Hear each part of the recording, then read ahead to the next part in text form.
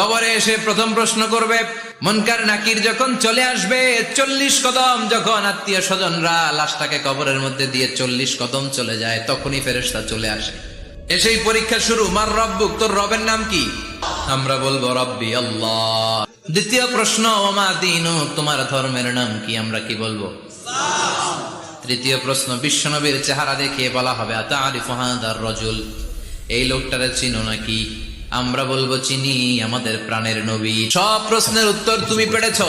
ফায়ুফসাহু লাহু কবরুহু 70 যিরান, আপনার কবরটারে 70 হাত লম্বা করে দেয়া হবে। ওয়ায়ুফতাহু লাহু বাবুন ইলাল জান্নাহ, আপনার কবর থেকে জান্নাতের দিকে দরজা খুলে দেয়া হবে।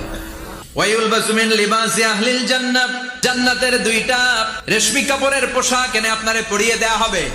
আর বলা হবে, নাম কানাউমিল আরুস, ঘুমাও। তোমাকে লম্বা সময় পাড়ি দিতে হবে, ঘুমাও। কানাউমিল আরুস, যেমনি